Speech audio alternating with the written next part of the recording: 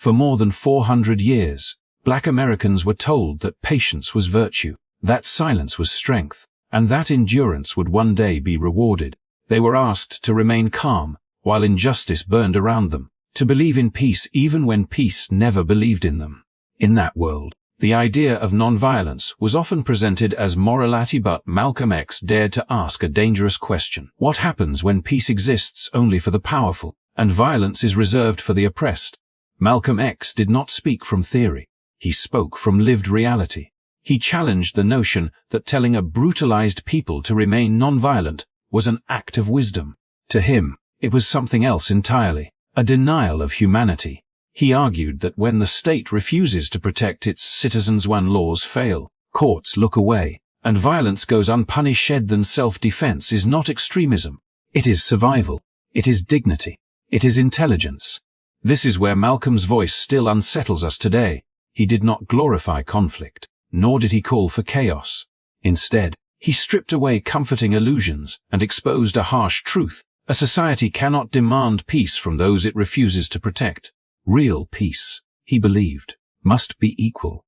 Real justice must apply to everyone. Anything less is performance designed to preserve order, not humanity. So in this video, we revisit Malcolm X's words not as relics of the past, but as questions aimed directly at the present. What does peace really mean? Who does it protect? And who is asked to suffer in its name? If you value thoughtful history, uncomfortable truths, questions asked, and voices that challenge official narratives, make sure to like this video, subscribe to the channel, and turn on notifications. Your support helps keep these stories alive and keeps the conversation honest. What made Malcolm X impossible to ignore was not anger, but precision. He refused to let his message be distorted into something it was not. Again and again, he drew a clear and deliberate line between aggression and self-defense, because he understood how easily those in power collapse the two when it suits them. In his view, the danger was not that black people might become violent, but that they had been taught to accept violence as their fate while being denied the right to resist it. Malcolm spoke into a reality where restraint had never been met with restraint in return. He pointed out that brutality did not begin with protest, speeches, or marches. It arrived uninvited, enforced by clubs, dogs, fire hoses, and quiet verdicts that never came.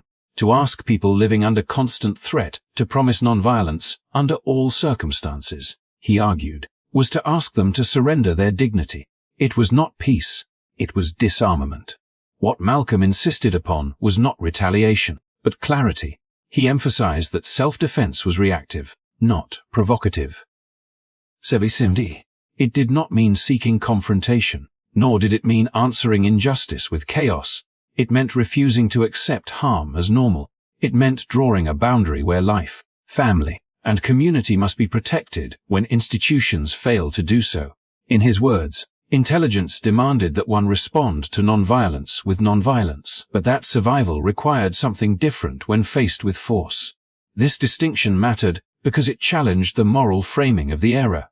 Public discourse often treated violence as something that suddenly appeared the moment black people asserted themselves, while ignoring the long history of pressure that preceded every response. Malcolm reversed that lens. He asked listeners to examine who struck first, who held power, and who had the protection of law. When these questions were honestly answered, the accusation of violence began to sound less like a principle and more like a tool. By insisting on this separation between aggression and defense, Malcolm exposed a deeper contradiction in American morality. The same society that celebrated armed self-protection in theory condemned it in practice when black people invoked it for their own survival. The right existed on paper, yet evaporated the moment it was claimed by those deemed unworthy of it. Malcolm did not accept this selective logic. He argued that rights which only function for some are not rights at all, but privileges disguised as law. His message also carried an emotional weight that is often overlooked. He was speaking to people who had been trained to absorb pain quietly, to explain their suffering in ways that made others comfortable. By affirming the legitimacy of self-defense, Malcolm was restoring something deeper than physical security. He was restoring self-respect. He was telling people that their lives were not expendable, that protecting themselves did not make them immoral, and that survival was not a crime. This is why his words remain unsettling. They remove the comfort of simple labels and force a reckoning with context.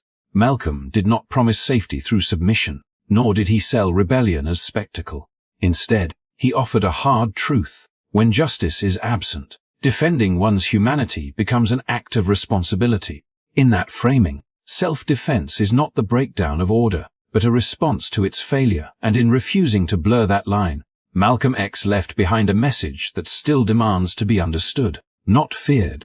Malcolm X pushed the conversation further by questioning not just violence, but the meaning of peace itself. In a nation that praised calm streets and polite protests, he asked who that calm was really for. Peace, as it was celebrated in America, often meant the absence of disruption rather than the presence of justice. It meant that suffering could continue quietly, unseen by those who benefited from order. Malcolm saw this version of peace as one-sided, a condition maintained only when the oppressed agreed not to resist. He observed that nonviolence, when practiced without reciprocity, became a performance rather than a solution. The language of harmony sounded noble, but it demanded restraint only from those already living under pressure. When black communities were told to be patient, to wait, to remain peaceful no matter the cost, the burden of morality was placed entirely on them. The system itself was never asked to change its behavior. In Malcolm's eyes, that imbalance revealed the true function of such peace. It protected stability, not people. This critique sharpened when he spoke about large symbolic moments that were praised as turning points. The March on Washington stood as the most celebrated example, remembered for its images of unity and hope.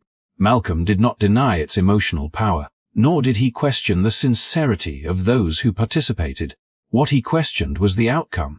He asked whether visibility had translated into structural change, whether applause had turned into protection, and whether symbols had broken the cycle of inequality that defined daily life for millions. To Malcolm, symbolism without consequence was dangerous because it created the illusion of progress. It allowed society to congratulate itself while leaving the foundations of injustice untouched. People could say they had witnessed history, that they had stood on the right side of morality, without having to confront what remained unchanged once the crowds dispersed. Peaceful images filled newspapers, but the conditions in neighborhoods, schools, and workplaces remained stubbornly the same. This is where his argument connected directly to his broader philosophy. Malcolm did not reject nonviolence as a moral choice. He rejected it as a requirement imposed only on the vulnerable. He believed that when peace is measured by how quiet the oppressed remain, it becomes a tool of control. True peace, in his view, could not be separated from accountability. It could not exist while harm went unanswered and lives were treated as expendable. By exposing this contradiction, Malcolm reframed the debate. He challenged listeners to consider whether calm without fairness was worth preserving. He questioned whether movements that avoided discomfort were capable of producing real transformation. His words suggested that a society more concerned with appearances than outcomes would always prefer symbolic victories over meaningful change. What made this message resonate was its clarity. Malcolm spoke to people who had seen promises repeated and deferred, reforms announced and diluted.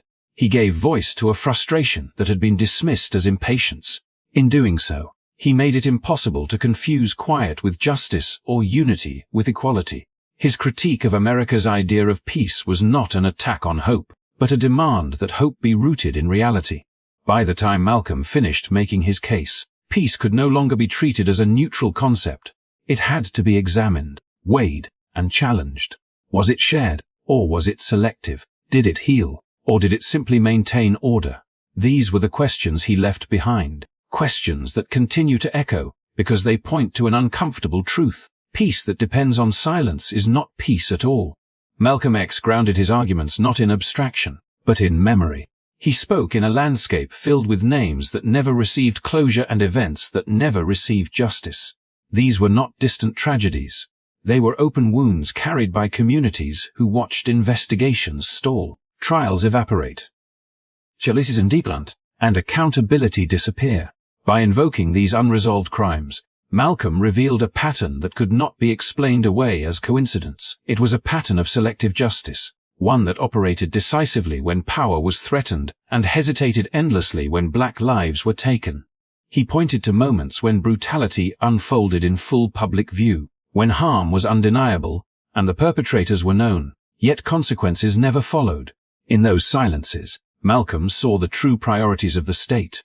Law, enforcement, courts, and political leaders spoke the language of order, but their actions told a different story. Justice was not absent. It was conditional. It moved swiftly when protecting institutions, and slowlier not at all when protecting the vulnerable. This contradiction became sharper when Malcolm contrasted domestic inaction with international ambition.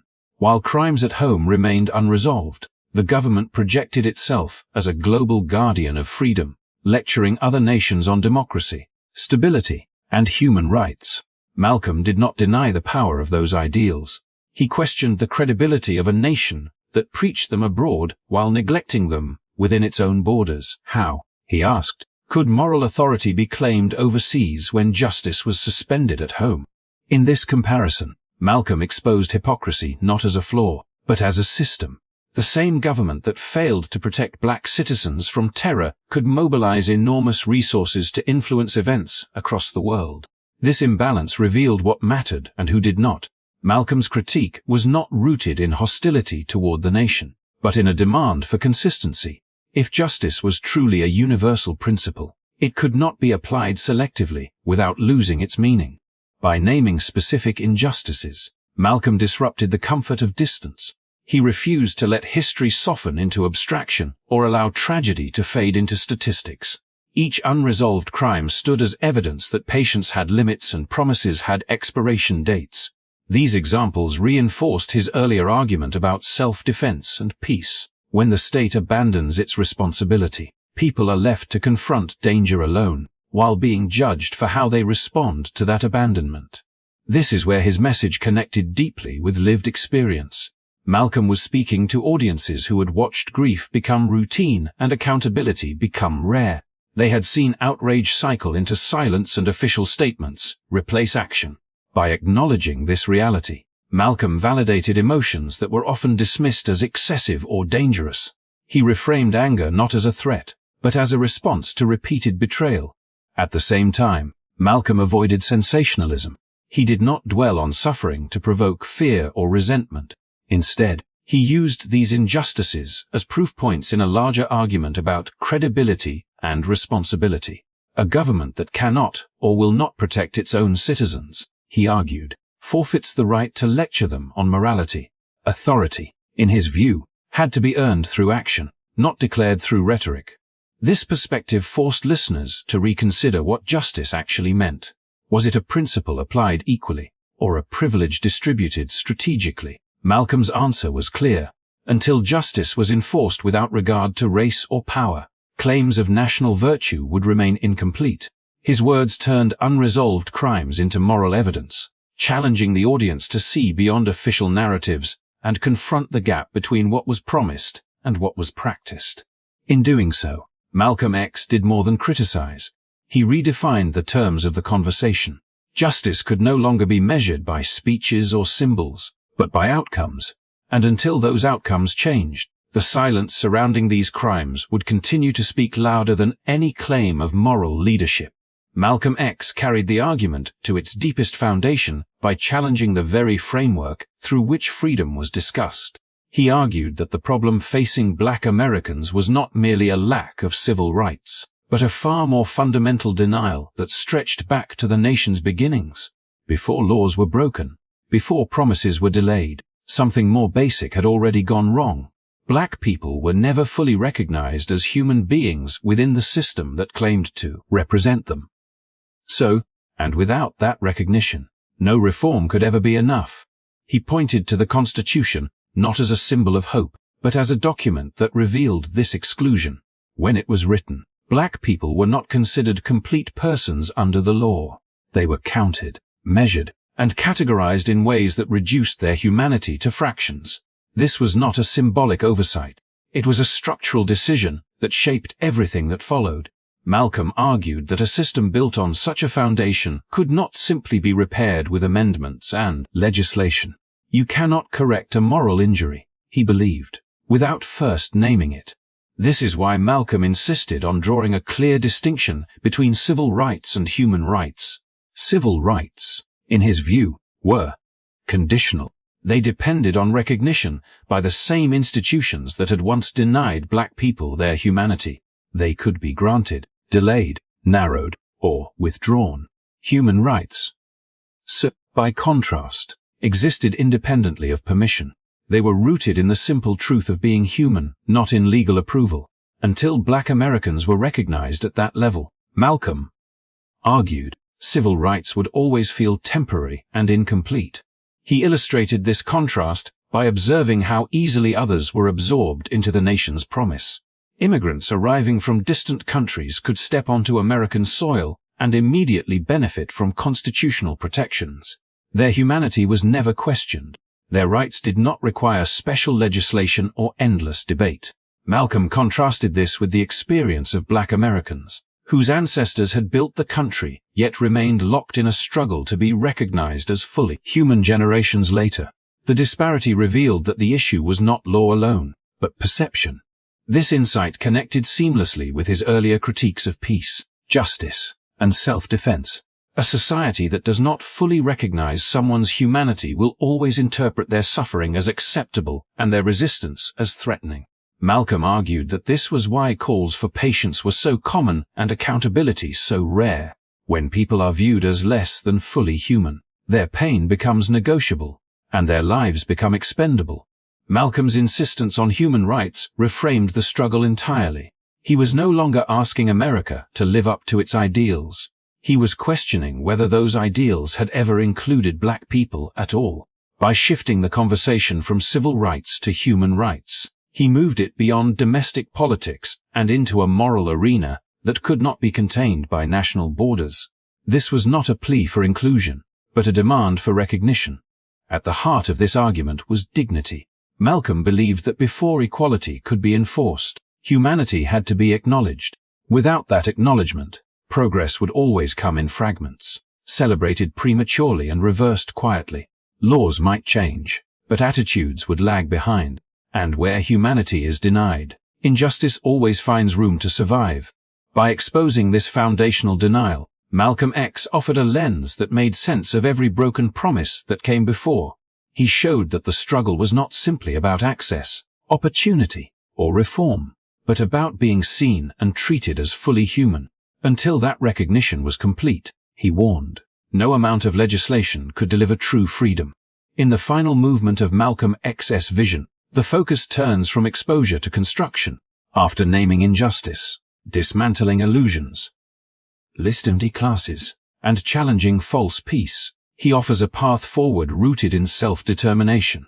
For Malcolm, freedom could not be borrowed, requested, or slowly negotiated into existence. It had to be built, deliberately and collectively, from the ground up. This is where black nationalism entered not as a slogan, but as a strategy for dignity and survival. Malcolm described black nationalism as control over the essential forces that shape daily life. Politically, it meant that communities should hold real influence over the leaders who govern them, ensuring accountability not through promises, but through proximity and responsibility. Decisions affecting neighborhoods should come from within them, not from distant centers of power that neither understood nor prioritized their needs. Representation, in this sense, was not symbolic. It was functional. Economically, Malcolm emphasized independence as the backbone of freedom. He argued that communities cannot thrive when their resources constantly flow outward, enriching others while leaving local streets neglected. Ownership mattered. Investment mattered. Circulating money within the community meant creating opportunity, stability, and self-respect. It was not about exclusion, but about sustainability systems that served the people who lived there rather than draining them of their potential. Community investment. Community classism, for Malcolm, extended beyond finances. It included a moral and social renewal that restored pride and responsibility. He believed that strength was not only measured by resistance to external pressure, but by care for one another within, addressing social harm, encouraging discipline, and fostering unity were, In his view, acts of self-respect. A community that valued itself could not be easily dismissed or controlled. One of the most misunderstood aspects of Malcolm's message was its openness. While his faith shaped his worldview, his invitation did not require religious uniformity. He called for unity across beliefs, understanding that shared purpose mattered more than doctrinal differences. Christians, Muslims, Jews, and non-believers alike were welcome to participate in a movement centered on dignity, responsibility, Soviet and collective power. What united them was not theology, but the desire to reclaim control over their own destiny. This vision brought the story full circle. Malcolm did not leave his audience with despair or anger, but with agency. After exposing the failures of false peace, selective justice, and incomplete reform, he offered a framework that returned power to the people themselves.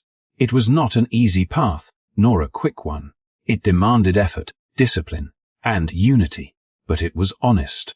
In this conclusion, Malcolm X reminds us that freedom is not granted by goodwill alone.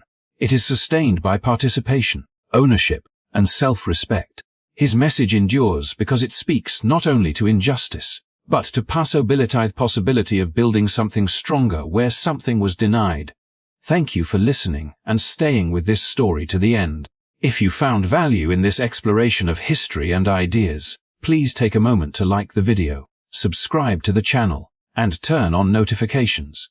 Your support helps keep these conversations alive and ensures that powerful voices like Malcolm X's continue to be heard.